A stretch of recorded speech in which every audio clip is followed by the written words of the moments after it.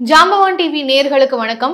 தமிழ் சினிமாவில் இன்றைய காலகட்டத்தில் ஏராளமான யதார்த்தமான படங்கள், யதார்த்த சினிமாவை நோக்கி இப்போ தமிழ் சினிமாவை மீண்டும் பயணிக்க ஆரம்பிச்சிருக்கு. அப்படி சமீபத்தில் வந்த ஒரு யதார்த்தமான படம் அப்படின்னு பார்த்தீங்கன்னா சாட்சி பெருமாள். இந்த படம் டென்ட் கோட்டாயில் ரிலீஸ் ஆயிருக்கு ஓடிடி பிளாட்ஃபார்ம்ல. பெருமாள் தாத்தா தோடு வாங்கிட்டு வரலையா? அது தோடு தானடா, வாங்கிடலாம். இந்த படத்தினுடைய டைரக்டர் வினு அவர்கள் நம்மோட இணைந்திருக்காங்க.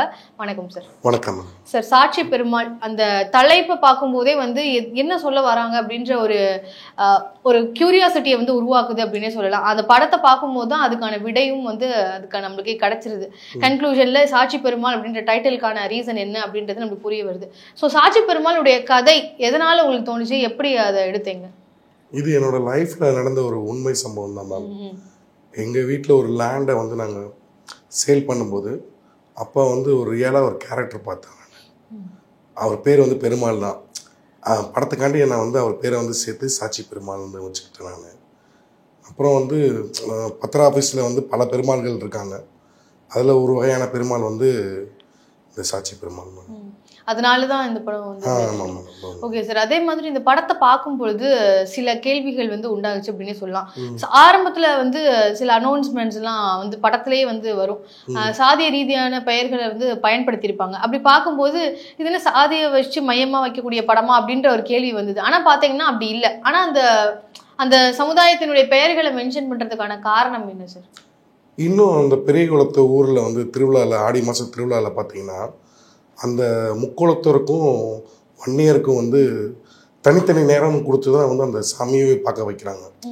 அதை ரியாலிட்டியாக சொல்லணுன்றதுக்காண்டி தான் நான் அதை சொன்னேன் நான். அப்போ முக்குளத்தர்னா இந்த டைமிங்கில் சாமி கும்பிட சொல்கிறாங்க. வன்னியர்கள்னால் வன்னியர்கள் அவங்கெல்லாம் இந்த டைமில் சாமி கும்பிட சொல்கிறாங்க. இவங்க ரெண்டு பேரும் மின்கலன்னா அங்கேயே கிளாஷ் ஆகி சண்டை நடக்குது அங்கே. அதனால தனித்தனியாக டைமாக பிரித்து வச்சாங்க. அதை சொல்லும் போது எனக்கு இன்னும் கொஞ்சம் யதார்த்தமாகவும் இருந்துச்சு இந்த படத்தில். ஸோ இன்னும் எப்படி இருக்கு அப்படின்றத அப்படியே ரெஃப்ளெக்ட் பண்ணுன்றதுனாலே அதை அப்படியே பயன்படுத்திக்கிட்டீங்க. அது ஏன்னா நீங்க தவறுக்கு கூட செஞ்சிருக்கலாம். இந்த சாதிக்காரங்கெல்லாம் வாங்கப்பா, அந்த சாதிக்காரங்கெல்லாம் வாங்க அப்படின்னு சொல்லிட்டு வெறுமனே சாதி பேரை மென்ஷன் பண்ணாமே சொல்லியிருந்துருக்கலாம். குறிப்பிட்டு சொன்னதுனால தான் அந்த கேள்வி. இல்லை, அது எனக்கு உண்மை சொல்லிட்டா நல்லது. மறைச்சு சொல்லத்தானே இங்கே பெருசாக புகாரமாக வெடிக்குது. அதனால உண்மை சொல்றதுல எனக்கு அது வேற மாதிரி கன்வே ஆயிடக்கூடாது அப்படின்றதுனால அப்படி சொல்றேன். Okay sir. அதே மாதிரி இந்த படத்தினுடைய நோக்கம் அப்படின்னு பாத்தீங்கன்னா ஒரு சின்ன ஒரு கம்மல் வாங்குறதுக்காக அவர் எந்த அளவுக்கு கஷ்டப்படுவாரு அப்படின்றத நம்மளால தெரிய முடியுது. அதாவது பெரிய பெரிய சீருக்காக அவ்வளோ தூரம் மெனக்கிடுதல் அப்படின்றது இன்னும் நம்மளுடைய தென் மாவட்டங்கள்லயும் சரி எல்லா இடத்துலயும் இருந்துட்டு இருக்கு. அப்படி பார்க்கும்போது இவர் அந்த கம்மல் வாங்குறதுக்காக என்னென்ன மெனக்கிடுறாரு, என்னென்ன கோத்ரூ பண்றாருன்றத அழகா காமிச்சிருப்பீங்க. அதுல குறிப்பா ஒரு விஷயம் பாத்தீங்கன்னா, அவர்கிட்ட காசே இல்லாதப்போ தன்னுடைய மனைவியுடைய காலில் இருந்து அந்த மெட்டியை எடுக்கிற ஒரு சீன். அது கண்டிப்பா எல்லாருக்குமே ஒரு உருக்கமான ஒரு சீனா தான் இருந்தது. அதை ஏன் அப்படி அந்த அளவுக்கு பதிவு பண்ணணும்னு நினைச்சீங்க சார்? அந்த அளவுக்கு அந்த ஆடி மாசத்துல வறுமை உச்சத்துல இருக்கும்போது அவங்க அந்த இது எடுக்கிறாங்க அவங்க. அதனால தான் இன்னொன்று அவங்க பேத்திக்கு இது செய்யணும், காது குத்தணும், அந்த டென்ஷன் வேறு அவருக்கு இருக்கும். இது இல்லாமல் சாப்பாட்டுக்கு வழி இல்லாமல் அந்த ஆடி மாதம் ஃபுல்லாக அவங்களுக்கு இல்லை. ஏன்னா மலை பிரதேசத்தில் இருக்கனால அங்கேயும் வேறு வேலைக்கும் போகவும் மாட்டாப்புல. ஒரு குச்சி பிறக்கவோ இல்லை வேற ஒரு இது இல்லாமல் இவருக்கு கொஞ்சம் படித்ததுனால கையெழுத்து போகிறதான் ஒரு தொழிலாகவே வச்சுருக்காப்புல. அதனால வேற இங்கே வழி இல்லாதனால சரி இது பண்ணலாம், இன்னொன்று ஒரு இம்பேக்டாக இருக்கும். அதை கழட்டும் போது ஒரு ஆடியன்ஸை பெயின்ஃபுல்லாக காமிக்கலாம்ன்ற ஒரு விஷயத்துக்காண்டி தான் பண்ணது. அதே மாதிரி சார், இப்போ ஆடி மாதம் அப்படின்னாலே சில விஷயங்களை நம்ம செய்கிறது இல்லை, சில விஷயங்களை செய்வோம் அப்படின்ற மாதிரி நகையை எடுப்பாங்க. மற்றபடி இந்த மாதிரியான பத்திரங்கள் மாற்றுறது, சொத்து பரிமாற்றங்கள், இந்த மாதிரியான விஷயங்கள்லாம் நடக்காது. ஸோ இதெல்லாம் நார்மல் தானே அப்படின்னு நம்ம நினைக்கிறோம். ஆனால் இந்த மாதிரி சின்ன சின்ன விஷயங்கள் மூலமாக சில பேருடைய வாழ்க்கை இந்த அளவுக்கு பாதிக்கப்படுது அப்படின்றத நீங்கள் காமிச்சிருப்பீங்க. ஸோ அதை எப்படி யோசிச்சிங்க சார்? அந்த ஒரு விஷயத்தை ஏன் காட்டணும்னு நினைச்சீங்க? ஆக்சுவலாக நம்ம ஊர் சைடு எடுத்துக்கிட்டிங்கனாலே பொதுவாக பெருசாக ஆடி மாதத்தில் கல்யாணமோ காது குத்தோ பெரிய ஃபங்க்ஷனே இருக்காது. மெயினாக கோயில் திருவிழா அந்த மாதிரி தான் இருக்கும்.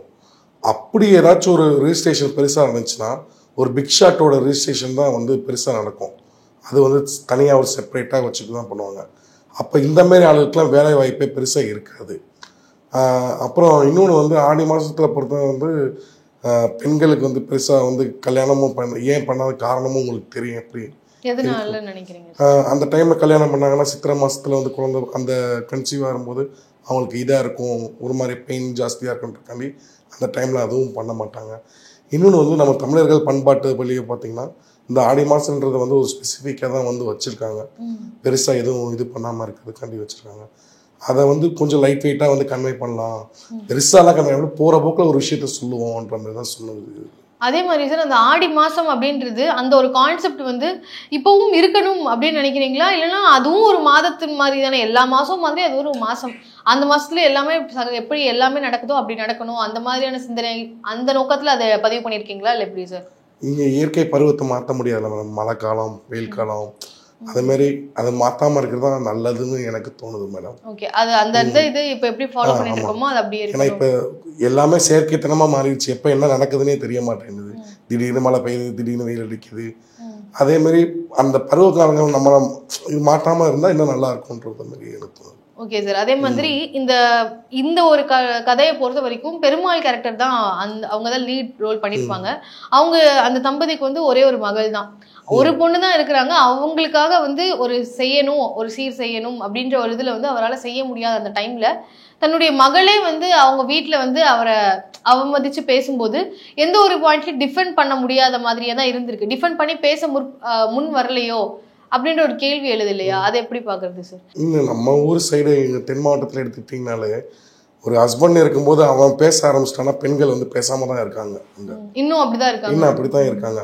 ஒரு சில சொப்ப பெண்கள் தான் வந்து தைரியமாக வந்து போட சொல்லிட்டு நீ ஏதாவது எங்கள் அப்பா இருந்தாண்டா எனக்கு முக்கியம்னு சொல்லிட்டு போகிறவங்களா இருக்காங்க. அதுமாரி கொஞ்சம் பயந்த சுவான்ற ஒரு கேரக்டர் காமிக்கிறதுக்கான தான் அந்த மாதிரி நம்ம காமிச்சது. அது வந்து விஷுவலாக காமிக்காமல் ஒரு ஆடியோவிலே காமிச்சிக்கலாம், ஒரு ஆஃப் வேல காமிச்சிக்கலான்ற மாதிரி தான் காமிச்சது. அது கொஞ்சம் நல்லா ஒர்க் அவுட்டும் ஆச்சு நம்மளுக்கு. கண்டிப்பா சரி. ஏன்னா அந்த சீன் வந்து எல்லாருக்கும் அந்த கேள்வி எழுப்புச்சு. ஆனா அந்த இடத்துல பாத்தீங்கன்னா அவங்க அப்பாக்காண்டியுமே வந்து அட்லீஸ்ட் ஹஸ்பண்ட் கிட்ட பேச முடியலனாலும் தன்னுடைய அப்பாவை கன்வின்ஸ் பண்ற மாதிரியான ஒரு சூழலும் அந்த இடத்துல நீங்க வைக்காததுக்காக அது தேவைப்படலை மேடம் எனக்கு. ஓகே, அதே மாதிரி சார் இந்த இடத்த பொறுத்த வரைக்கும் அவருடைய கஷ்டத்தை வந்து பெரிய அளவுல புரிஞ்சுக்கிற கேரக்டர் அப்படின்னு பாத்தீங்கன்னா அவருடைய மனைவியை வந்து காமிச்சிருப்பீங்க. அது எந்த அளவுக்கு வந்து ஒரு அவங்களுடைய அன்னுனியமே வந்து அவங்க திட்டிக்கிறதுலையும் தெரியற மாதிரியும் அவர் கஷ்டப்படுறதையும் இவங்களே புரிஞ்சுக்கிட்டு போய் பேசுறதையும் காமிச்சிருப்பீங்க. அது அந்த கேரக்டருடைய வெயிட் எப்படி, அந்த கேரக்டர் ஹோல்ட் பண்ற எமோஷன்ஸ் அப்படின்ட்டு? இல்லை, அந்த கேரக்டர் எனக்கு டிசைன் பண்ணுறதுக்கு ரொம்ப வந்து சந்தோஷப்பட்டேன். ஒரு ஒரு ஒரு ஒரு இவர் வந்து சாட்சி கையெழுத்து போகிறவர், அவங்க ஒய்ஃப் எந்த வேலைக்கும் போக மாட்டாங்க. நான் சம்பாரித்து நீ சாப்பிடணும் தான் சொல்லி இருந்திருப்பாப்புல. அந்த பொம்பளை வந்து எங்கேயும் வேலைக்கு அனுப்பாமல் வச்சுருப்பாப்புல. அப்போ வந்து மனைவியை வந்து ஒரு நல்ல ஒரு பாதுகாப்பு என் சம்பாதியத்தில் வச்சுக்கிட்டு அதை வேலைக்கு அனுப்பிச்சி விட்டு கஷ்டப்படாமல் இருக்க வைக்கிறதுக்காக அந்த மாதிரி இல்லாமல் தன்னோட சம்பாத்தியத்தில் மனைவி வாழணுன்ற மாதிரி வந்து ஒரு தைரியமான இந்த மாதிரி தான் நான் யோசிச்சு வச்சுருந்தேன். அது கரெக்டாக அந்த அக்கா பாண்டிய மக்கள் கொண்டு வந்து வரும்போது நல்லா ஒரு கோட்டம் ஆச்சு எனக்கு. அந்த நேட்டிவிட்டி ஸ்லாங்கோட வரும்போது எனக்கு கொஞ்சம் நல்லா ஒரு கோட்டம் ஆச்சு அது. சார் அதே மாதிரி படத்துல இன்னொரு முக்கியமான விஷயத்தை பதிவு பண்ணியிருந்தீங்க. அதாவது கொஞ்சம் காசு குறையுது அப்படின்ற வரப்போ கவர்மெண்ட்ல இருந்து 1000 ரூபாய் கொடுக்குறாங்க இல்லையா, அந்த பணத்தை வச்சு நம்ம வந்து ஏதாவது சமாளிக்க முடியுமான்னு பார்ப்போம் அப்படின்ற மாதிரி அவங்க சொல்லியிருப்பாங்க. இந்த டைம்ல வந்து யாரு கேட்டா 1000 ரூபாய், எங்களுக்கு 1000 ரூபாய் உங்களை கேட்டோமா அப்படின்ற மாதிரியான கேள்விகள்லாம் வந்துட்டு இருக்கிற இந்த சூழல்ல அந்த ஒரு விஷயத்த வந்து வச்சிருப்பீங்க. ஸோ அந்த வச்சுதான் நம்ம கஞ்சி குடிச்சிட்டு இருக்கோம், அதையும் நீ எடுக்காது, அந்த காசையும் எடுக்காது அப்படின்ற மாதிரி பெருமாள் வந்து சொல்லுவார். ஸோ அதை பார்க்கும்போது அப்போ அந்த 1000 ரூபாய் வந்து எவ்வளோ வேல்யூ அப்படின்றத அந்த சீன்ல நீங்க கன்வே பண்ண நினைச்சிருக்கீங்க. அதுக்கான காரணம் என்ன சார்? அந்த 1000 ரூபாய் பத்தி அந்த இடத்துல நீங்க பேசியிருந்தீங்க இல்லையா? ஆமாம் மேடம், இங்கே நகரத்தில் இருக்கவங்களுக்கு வந்து அது முக்கியத்துவம் இருக்கா, அந்த அதோட கொடுக்குறதோட அருமை எப்படி எனக்கு தெரியல. பட் வந்து வில்லேஜில் அந்த 100 நாள் வேலை திட்டத்தில் இருக்கவங்களும் சரி, அங்கே மலைவாழில் இருக்க மக்களுங்களும் சரி, அந்த 1000 ரூபான்றது வந்து அவங்களுக்கு ஒரு பெரிய காசாக தான் தெரியுது அவங்களுக்கு. இன்னொன்று வந்து அது ஒரு சேமிப்பு பணமாக தான் வச்சுக்கிறாங்க. ஒரு நல்லது கெட்டது ஒரு அவசரத்துக்கு அது வந்து ஒரு உதவியாகவும் இருக்குது அவங்களுக்கு. அதனால எனக்கு தெரிஞ்ச அவங்களுக்கு வந்து இங்கே கன்வே ஆச்சாகலையோ அங்கே நல்லா வந்து ரீச்சாக தான் இருக்குது அந்த 1000 ரூபா திட்டன்றது வந்து. அது அதை வந்து இப்போ வந்து மெயினா விமர்சனத்துல இருக்கக்கூடிய அந்த ஒரு ஸ்கீம் வந்து நீங்க அதை வந்து ஒரு நல்ல பாயிண்ட் ஆஃப் வியூல உங்க படத்துல காமிச்சிருக்கீங்க. இன்னொன்னு இந்த காலகட்டத்துல தான் இந்த படம் நடந்துச்சுன்ற ஒரு இதுக்காண்டி வந்து அதை மென்ஷன் பண்ணியிருந்தேன் மேடம். அந்த காலகட்டத்துல நடந்தது அப்படின்றதுனால தானா இல்ல அந்த ஒரு ஸ்கீம் நல்ல அந்த ஸ்கீம் எனக்கு ரொம்ப பிடிச்சிருந்துச்சு. ஒரு ஒரு ஒரு அரசாங்கம் போற ஒரு திட்டம் ஒரு கடைசி வந்து ஒருத்தருக்கு கிடைக்குதுன்னா அது கரெக்டான திட்டமா இருக்கும்ன்றதுக்காண்டி தான் நான் வந்து அதை மென்ஷன் பண்ணியிருந்தேன். ஓகே, அந்த படத்துல வந்து எவ்வளவுதான் கொடுக்கறது ஒரு ஒரு சீன்ல வந்து பணத்துக்கு அந்த ஒரு சொத்துக்காக வந்து மனுஷங்க வந்து எப்படி மாறுறாங்க அப்படின்றத வந்து காமிச்சிருப்பீங்க. 2 பத்திரப்பதிவு சீன்ஸ் வரும். 2 சீன்ஸ்லயுமே வந்து தன்னுடைய வேலை நடக்குதுன்றப்போ ஒருத்தன் உதவின்னு கேட்கும் போது யாரும் காசு தர்றது இல்ல. தன்னுடைய வேலை நடக்கிறதுக்கு ஒரு சொல்றான், லைட்டா ஒரு சின்ன ஒரு டீடைல் தான் கொடுத்துருப்பாரு, அதுக்கே பணம் கொடுப்பாங்க. ஸோ அந்த ஒரு selfishness in terms of money அப்படின்றத வந்து 2 பத்திரப்பதிவு சீன்ல வெவ்வேறு விதமா காமிச்சிருந்தீங்க. அதை எப்படி சொல்றீங்க? இது ரெண்டுமே வந்து ரொம்ப சின்னதா வந்து மென்ஷன் பண்ண நினைச்சேன். அது பெருசா ரீச் ஆயிருக்கு. அந்த தான செட்டில்மெண்ட் பத்திரம் வந்து அப்பாவே தன் பையனுக்கு எழுதி வைக்கிற மாதிரி இருக்கும். அந்த பையன் வந்து அவங்க அப்பா வந்து நல்லவன் நினச்சிதான் வந்து பையனுக்கு எழுதி வைக்கிற மாதிரி இருக்கும். அந்த பையனுக்கு வந்து அவங்க அப்பாட்ட இருந்து அதை எழுதி வாங்கிட்டா போதும், நம்ம சொத்தை வித்துடலான்ற ஒரு திங்கிங்ல தான் அவன் இருப்பான். அந்த கேரக்டரைசேஷனு அவன் வந்து பத்திரத்தை முடிச்சிட்டோன்னே நாளைக்கு வித்துடலான்ற ஒரு திங்கிங்ல இருக்கும்போது இந்த ப்ராசஸ் இதுக்கு பின்னாடி ஒரு ப்ராசஸ் இருக்குல்ல, அது அவனுக்கு தெரியாது.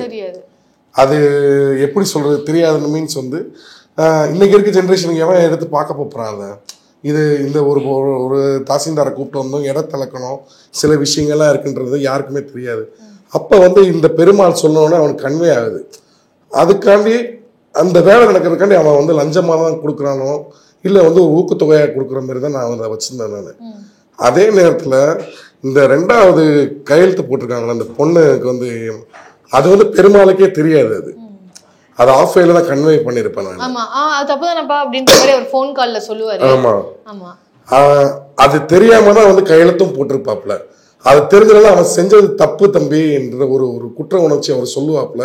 வேற என்னென்ன செய்யறது, நீயும் கஷ்டத்துல இருக்க, அதனாலதான் நான் காசை வாங்கிட்டேன். அப்ப இவருக்குன்னு ஒரு செல்ஃபோட இது இருக்கு. இந்த மீட்டருக்குள்ளதான் நம்ம இருக்கணும், ஒரு கொள்கையோட வாழுவோம், சுயமரியாதையோட இருப்போன்ற மாதிரி தான் அவரோட இதுவும் இருந்திருக்கு அதுல. சரி, இந்த படத்துல வந்து நீங்க எப்படி அந்த 1000 ரூபாய் திட்டத்தை பத்தி அந்த ஸ்கீமை பத்தியும் ஒரு முக்கியமான விஷயத்துல பதிவு பண்ணியிருந்தீங்க. அதே மாதிரி பெண்களுக்கான சொத்துரிமை அப்படின்றதுலயும் வந்து அந்த 2வது பத்திரப்பதிவு சீன் வந்து அதை தான் குறிப்பிடும். ஏன்னா அந்த பொண்ணுக்கு சம்மதம் இல்லாமே வந்து சாட்சி கையெழுத்து போட்டுட்டீங்க, பொண்ணோட சம்மதத்தோட தான் லேண்டை வந்து பத்திரத்தை வந்து இவர் பதிவு பண்ணாரு அப்படின்ற மாதிரி தான் கொண்டு போயிருப்பீங்க. ஸோ அந்த இடத்துல பெண்ணுக்கான சொத்துரிமை அப்படின்றதும் அந்த இடத்துல வெளிப்படுது இல்லையா? அதையும் நீங்க குறிப்பிட்டிருந்தீங்க. என்னோட ஊர் வந்து உசிலம்பட்டி மேடம், மதுரை பக்கத்துல, தேனி பக்கத்துல உசிலம்பட்டி. இப்போ என் ஊர்ல எடுத்துக்கிட்டீங்கன்னா, இப்போ எங்கள் வீட்டில் ஒரு ஃபேமிலி இருக்கும், எங்கள் வீட்டில் ஒரு ஃபேமிலி இருக்கு, எங்கள் சித்தப்பா ஃபேமிலிலாம் இருக்கும். அதில் பொண்ணுங்கள்லாம் இருப்பாங்க. அவங்க என்ன செய்வாங்கன்னா, ஒரு கல்யாணம் முடிச்சுட்டு போயிட்டாங்கன்னா போனது தான். இவங்க திருப்பி வந்து ஊரில் வந்து சொத்துக்கோ எதுக்குமே வந்து பங்குக்கு வரக்கூடாது. அப்படியே மீறி நாங்கள் வந்து ஏதாச்சும் பங்கு கொடுக்கணும்னு நினச்சாலும் ஊரில் இருக்கவங்க கொடுக்க மாட்டாங்க. இப்போ நீ கொடுத்து விட்டா நாளைக்கு இங்கேருந்து கல்யாணம் பண்ணிட்டு போலலாம் வந்து திருப்பி வந்து கேட்க வருவாங்கன்னு சொல்லுவாங்க. அப்போ வந்து எங்களுக்கு வந்து இது ஊர் கட்டுப்பாடாக இருக்கா இல்லை இதாக இருக்கான்னு தெரியல எங்களுக்கு. ஆனால் எங்களை மீறி மனசாட்சி உள்ள நாங்கள் கொடுத்துருவோம். ஆனால் அரசாங்கம் வந்து கலைஞரோட இதில் வந்து 90ல் வந்து பெண்களுக்கு வந்து கண்டிப்பாக வந்து சொத்து உரிமையில் வந்து இடம் இருக்குன்னு சொல்லியிருக்காங்க. இன்னைக்கு நகரத்தில் அது வந்து பாசிபிளாக இருக்குது.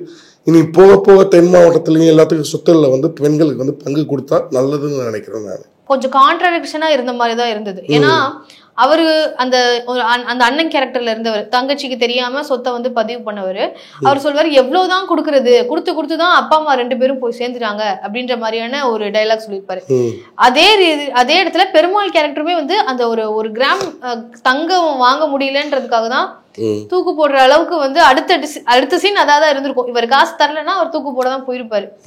சோ அந்த ஒரு இது ஏன் கொண்டு வராங்க, அப்படி அவ்வளவு தூரம் உயிரையே தியாகம் செய்யணும், அப்படி கொடுத்தே ஆகணும் அப்படின்ற ஒரு கட்டாயம் உண்டாகுது இல்ல. அதுதான் வந்து கொடுத்தது போதும் அப்படின்றதான் அவர் ஒரு கட்டத்துல ஸ்டாப் பண்றதுதான் அந்த ஒரு வேலை அவர் பார்த்தாரு. இவர் கொடுக்க முடியாம தூக்கு போடுறதுக்கு போறாரு. ஸோ அப்போ ரெண்டும் அந்த ஒரு சீன் எப்படி பார்க்குறீங்க? அது ஏன் அப்படி வச்சு? ரெண்டுமே வந்து ஒரு முறை தானே, செய்முறை தானே. அக்காவுக்கும் வந்து தங்கச்சிக்கு வந்து அவன் பண்ணுற ஒரு கடமையாக நினைக்கிறான். இவர் வந்து தான் பொண்ணுக்கு வந்து சாகிற வரைக்கும் செய்யணுன்ற ஒரு இதாகத்தான் பாசமும் ஒரு கடமையாக தான் நினைக்கிறாப்புல. பட் வந்து பணக்காரனாக இருந்தாலும் அதே பிரச்சனை தான், ஏழையாக இருந்தாலும் அதே பிரச்சனை தான் அங்கே. அப்போ பணக்காரனை வந்து ஓரளவுக்கு தாங்கிக்கிறான், ஏழையினால தாங்கிக்கிற முடியல. அந்த வறுமை கோட்டு கீழே இருக்கவங்க அது வந்து தாங்கிக்கிற முடியல. அதனால் வந்து ஒரு 2 பேர்த்துக்கு ஈக்குவலான ஒரே நீ நானும் சமம் தாண்டான்ற மாதிரி இந்த விஷயத்தில் நீ நானும் சமம் என்ற சொல்கிற ஒரு கன்வே பண்ணுறதுக்காண்டி தான் அந்த ஒரு இதை மென்ஷன் பண்ணியிருந்தாங்க சார். ஆனால் அந்த ஒரு இவ்வளோ தூரம் பண்ணியும் கண்டிப்பா கொடுத்தே ஆகணும், என்னால கொடுக்கவே முடியாத சூழல் அப்படின்றது அந்த பொண்ணுக்கும் தெரியும். ஆனா தன்னுடைய அப்பா வந்து கொடுக்கணும்ன்ற ஒரு இது வருது அப்படின்ற ஒரு இது இருக்குல்ல, அதை எப்படி பாக்குறீங்க சார்? இப்போ நீங்க படத்துல வந்து நடக்கிறத தான் காமிச்சிருக்கீங்க, பட் அந்த சூழல் நிலவிட்டு இருக்குல்ல, அதை எப்படி பாக்குறீங்க? அந்த சிஸ்டம் பத்தி உங்களுடைய கருத்து என்ன? மேபி அடுத்த ஜென்ரேஷன் மாறலாம். இந்த மாதிரி வந்து ஒரு திருவிழாவோ ஒரு விசேஷத்துல வந்து இந்த மாதிரி ஃபங்க்ஷன்ல வந்து செய்முறையோ இந்த மாதிரி செய்யாமல் வரதுக்கு உண்டான காலகட்டங்கள் மாறலாம். ஆனால் வந்து அதெல்லாம் மாறிடுச்சுன்னா நம்மளோட சமூகம் வந்து எப்படி இருக்குன்னு எனக்கு தெரியல, யூகிக்க முடியல. பட் வந்து இது எனக்கு கொஞ்சம் பார்க்குறதுக்கு கொஞ்சம் நல்லா தான் இருக்குது. அதே நேரத்தில் இந்த படம் ரிலீஸ் ஆகி ஒரு 2-3 பேர் எனக்கு ஃபோன் பண்ணி கூப்பிட்டாங்க, என்னோட ஊர்லேருந்து கூப்பிட்டாங்க. ஆமாம், நான் இந்த தங்கம் வந்து நான் வந்து செய்முறை செய்யும்போது 20,000 ரூபா இருந்துச்சுமாம்மா, இப்போ அந்த பையனுக்கு செய்யும்போது 20,000 ரூபா இருந்துச்சு ஒரு விசேஷத்தில். அதே இது வந்து ஒரு 5 வருஷம் கழித்து அவன் வீட்டில் விசேஷம் வைக்கிறான், இன்றைக்கி அந்த தங்க விலை 40,000 ரூபா இருக்குது. அதை ரிட்டர்ன் செய்கிறதுக்கு வந்து என்னால் வந்து எக்ஸ்ட்ரா வேறு வாங்கிட்டு போகிறான்றான். அப்போ வந்து நீ போகிற போக்கில் வந்து என்னென்னா ஒரு 10,000 ரூபா மொய்யாக தான் ஒரு நூலியை வந்து ஒரு தோடாவோ எதுவுமே வர்றதுக்கு உண்டான வாய்ப்புகள் கம்மியாக தான் இருக்கும்னு எனக்கு தோணுது. ஒரு பணம் இதாக மாற்றமாக இருக்கும் நூலியை வந்து பொருள் வந்து மாறுறதுக்கு உண்டான வாய்ப்புகள் கம்மியாக தான் இருக்கும். ஓகே, படத்துடைய கதையை பற்றி நம்ம இவ்வளோ தூரம் பேசியாச்சு சார். ஆனால் இப்போ படம் எடுத்த படத்தில் நடித்த அவங்கள பற்றி பேசும்பொழுது அந்த பெருமாள் கேரக்டரை ஹோல்ட் பண்ண அவங்க பார்க்கும்போது அந்த அவர் நடிக்கிறாருன்றதே தெரியாத அளவுக்கு அந்த அளவுக்கு ஒரு இதை வந்து அவர் வெளிப்படுத்தியிருந்தாரு. ஸோ அவருடைய ஆக்ஷன் பற்றி அவங்கள பற்றி கொஞ்சம் சொல்லுங்கள் சார். பெருமாள் அசோக் ரங்கராஜன் அவர் வந்து எங்களோட சீனியர். அவர் தரணி சாரு, சாந்தகுமார், மௌனகுரு சாந்தகுமார் அண்ணன், அப்புறம் நடுவில் கொஞ்சம் பக்கத்தில் அதில் எல்லாத்துலேயும் டிஸ்கஷனில் உட்காந்துருக்காங்க, ஸ்டோரி டிஸ்கஷனில் உட்காந்துருக்காங்க. இது இல்லாமல் எங்கள் டேரக்டர் பாலா சாரோட கோ டைரக்டர் ஆச்சாரியா ரவி படத்தில் வந்து கோ டைரக்டராக ஒர்க் பண்ணியிருக்காங்க. அது மூலியமாக தான் எனக்கு பழக்கம். அப்போ வந்து எங்களுக்கு வந்து எதாக இருந்தாலும் நல்லா சப்போர்ட் பண்ணுவாப்புல. இந்த கதையை ரெடி பண்ணிவிட்டு நான் வச்சுருக்கும் போது இந்த கதைக்கு இவர் தான் பொருந்துவார்னு எனக்கு தோணுச்சு. அப்ரோச் பண்ணேன். ஃபஸ்ட்டு நம்பிக்கை இல்லை, டே வேணான்னு தான் சொன்னாப்புல. அப்புறம் ஒன் டே வந்து டெஸ்ட் ஷூட் மாதிரி பண்ணி பார்த்தோம். அது அவர் கன்வே ஆனாப்புல. அப்புறம் அப்படியே போனதுதான் மேடம். ஓகே சார், படம் எடுக்கிற அந்த சீன்ஸ் நீங்கள் காமிச்சிருக்கிறது எல்லாமே வந்து மலை பிரதேசம் அப்படின்றது தெரிய வந்தது. ஏன்னா மலைக்கு மேலே இருந்தது, அந்த கிராமத்துலேருந்து அவர் கீழே இறங்கி வராரு. அந்த இடத்த, அந்த ஷூட்டிங் அனுபவத்தை பற்றி கொஞ்சம் சொல்லுங்கள் சார். அது கொஞ்சம் இன்ட்ரெஸ்டிங்காக இருக்கும். மதன் கார்த்தி கேமரா, ஏன்னா நாங்கள் ஒர்க் பண்ண படத்தில் அவன் தான் அசிஸ்டன்ட் கேமராமேனாக ஒர்க் பண்ணான்.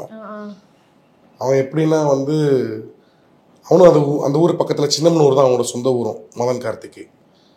நாங்கள் என்ன செய்வோம்னா அந்த ஸ்கிரிப்டை முடிச்சுட்டு நானும் அவனும் காலையில் வந்து ஒரு 6 மணிக்கெலாம் போயிடுவோம் வெளியே. அதாவது பிஃபோர் ஷூட்டிங் ஸ்டார்ட் பண்ணுற மாதிரி போயிட்டு எந்தெந்த லொக்கேஷனில் எந்தெந்த லைட் வேரியேஷன்லாம் வந்து செக் பண்ணிட்டோம். அப்போ இந்த சீன்லாம் எங்கெங்கே எடுத்துக்கலான்ற மாதிரி வந்து பிளான் பண்ணி கரெக்டாக ஷெட்யூல் போட்டு பண்ணிட்டோம். இதில் எங்களுக்கு என்ன ஒரு பெரிய கஷ்டம்னா இந்த மலையில் ட்ரோன் விடுறதும் மலையில் ஏறி போய் அந்த ஷார்ட்ஸ் எடுக்கிறது தான் கஷ்டம். ஏன்னா அது வந்து பரதேசி நான் கடவுள் பண்ணும்போதெல்லாம் வந்து நார்மல் ஃபாரஸ்ட்டாக இருந்துச்சு. நாங்கள் போகும்போது வந்து ரிசர்வ் ஃபாரஸ்ட் ஆகிடுச்சு. இப்போ புலிகள்லாம் ஜாஸ்தி ஆகிடுச்சு அங்கே.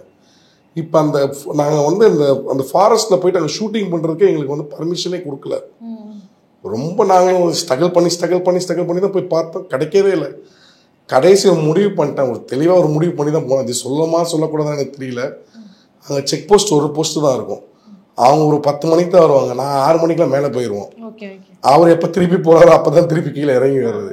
அப்படி இருந்து ஒரு தடவை வார்ன் பண்ணிட்டாங்க எங்களை, தம்பி உங்களுக்கு ஃபஸ்ட் அண்ட் லாஸ்ட் வார்னிங், இதுக்கு மேலே இங்கே வரக்கூடாது அப்படின்னு வந்து வார்ன் பண்ணி தான் எங்களை லாஸ்ட் டே அனுப்பிச்சி விட்டுருந்தாங்க.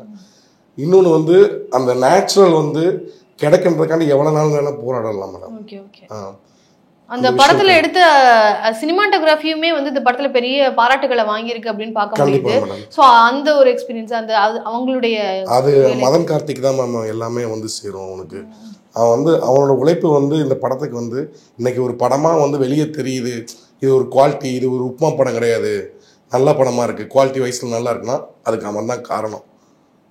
அவனோட உழைப்பு வந்து ஒரு சின்ன ஒரு நல்லா இருக்கடான்னு சொல்றது காட்டியும் எங்களை எல்லாத்தையும் தூக்கிட்டு போயிட்டாங்க. அதே நேரத்தில் கதையை மீறாம எங்கேயுமே வந்து ஃபோட்டோகிராஃபி இருக்காது. ஒரு பாலுமகேந்திரா சார் படம் ஒரு வீடில் எப்படி இருந்துச்சோ, ஒரு சந்தியா ராகத்தில் எப்படி இருந்துச்சோ, அந்த மாதிரி ஒரு ஃப்ரேமிங்காக தான் நான் வந்து கேட்டு வாங்கினேன். நான் எனக்கு இந்த லெவலில் போதும், இந்த லெவலில் போதும், ஒரு 2 ஷாட்டாக இருந்தாலும் சரி, ஒரு கம்பைன் ஷாட்டாக இருந்தாலும் சரி, அதை கரெக்டாக மேட்ச் பண்ணி கரெக்டாக எடுத்து கொடுத்தான் எனக்கு. காட்டு மாடுகளை வச்சு நீங்க ஒரு இதுவும் காமிச்சிருப்பீங்க. அந்த காட்டு மாடுகளுடைய சத்தம் அவங்களுக்கு சத்தம் கேட்டக்கூடாதுன்னு செருப்பை கழட்டிட்டு போறதா இருக்கட்டும், ஜீப்பை ஸ்லோவா ஓட்டுறதா இருக்கட்டும், இந்த அளவுக்கு நீங்க கதையிலேயே வந்து அந்த ஒரு சீரியஸ்னஸ் வந்து காமிச்சிருப்பீங்க. ஸோ அந்த மாடுகள் இருக்கும்போது நம்ம இப்படிதான் இருந்துக்கணும் அப்படின்றதெல்லாம் சொல்லியிருப்பீங்க. அப்போ நீங்க படம் எடுக்கும்போது அந்த காட்டு மாடுகளை சீன்ஸை கவர் பண்றதா இருக்கட்டும், இல்ல அந்த சீன்ஸ் பண்ணும் போதா இருக்கட்டும், அப்போ நீங்க எந்த மாதிரியான விஷயங்களை பேஸ் பண்ணீங்க? ஆக்சுவலாக அந்த காட்டு மாடை வந்து நாங்கள் ஷூட்டிங் ஃபஸ்ட் டேலேருந்து நாங்கள் வந்து ட்ரை பண்ணிக்கிட்டே தான் இருந்தோம். அது வந்து ஒரு 4 மணிலேருந்து 6 மணிக்குள்ளே கீழே இறங்கி மேய்ச்சலுக்கு வந்துடும். நான் வந்து எப்பயும் வந்து நாங்கள் சன்னு வந்து ஓப்பன் ஆகுது 7 மணி ஆனோடனே நான் காலையில் ஒரு 5 o'clock இருந்து இங்கேருந்து நான் போகும்போது ஷூட்டிங் போகும்போது என் பைக் எடுத்துகிட்டு போயிட்டேன். நான் காலைல ஹோட்டல்லேருந்து இங்கே அந்த இறங்குற இடத்துக்கு வந்து பைக் எடுத்துகிட்டு போயிடுவேன் நான். ஏன்னா யாருமே எந்திரிச்சிக்க மாட்டாங்க. நான் முதல்ல போய் நின்றுட்டு ஃபஸ்ட்டு என்ன டைமிங் வருதுன்னு பார்த்துருவோன்னு சொல்லிட்டு பார்த்தேன். வரும் இப்படி பைக் எடுத்து இப்படி நின்றுனா இப்படி முன்னாடி போகும். ஒரு நிமிஷம் அள்ளு போயிடும் எனக்கு. ஐயோ தூக்கிடுச்சுன்னா முடிஞ்சிடான்ற மாதிரி. அப்புறம் வந்து ஒரு டைம் வந்து நானும் கேமராமேனும் இந்த டைமில் வருதுன்னு தெரிஞ்சுன்னா போயிடலாம் எடுத்துடலான்ட்டு அவனுக்கு தூக்கிட்டு போயிட்டேன். கரெக்டாக அந்த ரோட்டை கிராஸ் பண்ணுற மாதிரி நான் ரைட்டிங்கில் எழுதியிருந்தேன் நான். ஆனால் வந்து அந்த ரோட்டை கிராஸ் பண்ணும்போது 3 மாடு அழகாக கிராஸ் ஆகி போச்சு. இவர் பெருமாள் பார்த்துட்டு போகிற மாதிரி இந்த 3 மாடு கிராஸ் ஆகிற மாதிரி போச்சு. டக்குன்னு எங்களால் கேமரா எடுத்து ஃபோக்கஸ் பண்ணி எடுக்க முடியல. போச்சுன்னு விட்டுட்டோம். சரி வேற வழியில், சரி சிஜி தான் பண்ணி ஆகணும் போல, வேற வழி இல்லாமன்ட்டு அப்புறம் சதீஷ்னு ஒரு அங்கே லோக்கல் அண்ணன் ஒருத்தர் இருந்தாப்புல, அவர் தான் வந்து லாஸ்ட்டு ஃபைனல் டேயில் ஷூட்டிங் பேக்கப் பண்ணும்போது எங்களை கூப்பிட்டு போய் ஒரு இடத்துல வந்து காமிச்சாங்க. அந்த மாடோட அதாவது கொடைக்கானல் மலைக்கு கீழே ஒரு இடம் இருக்குது.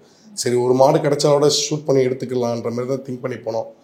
கிட்ட போகும்போதே ஒரு லைட்டாக ஒரு பச்சை கலரில் ஸ்மெல் அடிச்சிச்சு. அதை அடித்ததுக்கப்புறம் வந்து ஒரு மாடு கிடைச்சால பார்த்தா அங்கே ஒரு 10-15 மாடு இருந்துச்சு. நல்லா கொஞ்சம் ஒய்டில் வச்சு ஜூம் லென்ஸை போட்டு எல்லாத்தையும் எடுத்துட்டோம். தேவைப்படுற ஷாட்டை வந்து மேட்ச் பண்ணிக்கலான்ற மாதிரி மேட்ச் பண்ணிக்கிட்டு. ஓகே சார், அதே மாதிரி அந்த பிளேஸ் பற்றி சொல்லுங்கள் சார். அது எந்த இடம், எங்கே வச்சு அந்த ஷூட் நடந்தது அப்படின்னு? பெருமாளோட வீடு எல்லாமே அகமலையில் மேடம். ஓகே. அகமலையில் வந்து பெருசாக வந்து எனக்கு தெரிஞ்சு பெரிய படங்கள் பண்ணது கிடையாது. ஏன்னா அங்கே எந்த ஸ்பெசிலிட்டியும் கிடையாது. அங்கே பாத்ரூமோ எதுவுமே கிடையாது. ஒன்லி வந்து ஜீப்பு மட்டும் தான் போகும். இப்போ தான் கொஞ்சம் கொஞ்சமாக ரோடு போட்டுக்கிட்டு இருக்காங்க. மேபி இதுக்கப்புறம் போகிறதுக்கு நிறைய வாய்ப்பு இருக்குது. அந்த இப்போ அகமலை கீழே பெரிய குளம் ஃபுல்லாக வந்து அந்த ரெஜிஸ்டர் ஆஃபீஸு, அந்த திருப்பதியோட சீன் எல்லாமே அங்கே தான் மேம் இருக்குது. இப்போ நீங்கள் படம் எடுக்கணும், மலை பிரதேசம் மாதிரி எடுக்கணும், மலையில் வச்சு வர மாதிரியான சீன்ஸ்லாம் எடுக்கணும்னா நீங்கள் நல்ல ஃபெசிலிட்டி இருக்கிற ஏரியாவிலே எடுத்துருந்துருக்கலாம். ஏன் நீங்கள் அந்த இடத்த பெக்யூலராக சூஸ் பண்ணீங்க சார்? அதுக்கு என்ன காரணம், இது வந்து ஒரு ட்ரையான படம். உங்களுக்கு ஒரு கான்செப்ட் தெரிஞ்சாலே வந்து இது எடுத்தாலே ஒரு ப்ரௌன் கலரில் இருக்கணும், ஒரு செம்மண் பூமியாக இருக்கும், இதுக்குள்ள ஒருத்தர் நடந்து வருவான் அப்படிலாம் வந்து இருக்கக்கூடாதுன்னு ஃபஸ்ட்டு நான் பிளான் பண்ணிட்டேன். நல்லா க்ரீனரியாக இருக்கணும். அந்த க்ரீனரிக்குள்ள ஒருத்தன் வந்து வறுமையை சொல்லணுன்றது தான் என்னோட திங்கிங்காக இருந்துச்சு. அப்போ வந்து இந்த படத்தில் திருப்பதியை நடிச்சிருப்பார்ல, அவர் வந்து ராஜசேகர்னு சொல்லி டைரக்டர் பாலா சாரோட நான் கடவுளில் ஒர்க் பண்ணியிருக்காப்புல, அசோசியேட் டைரக்டராக ஒர்க் பண்ணியிருக்காப்புல. சிங்கமொழி அண்ணன்ட்ட மாயாவி அந்த படத்தில் ஒர்க் பண்ணியிருக்காப்புல. நாங்கள் 2 பேர் தான் ஃபஸ்ட்டு வந்து ஒரு ஃபங்க்ஷனுக்கு போயிருக்கும்போது, இந்த ஹீரோட பையனோட ஃபங்க்ஷன் போயிருக்கும்போது அவர் தான் அந்த லொக்கேஷனை காமிச்சாப்புல.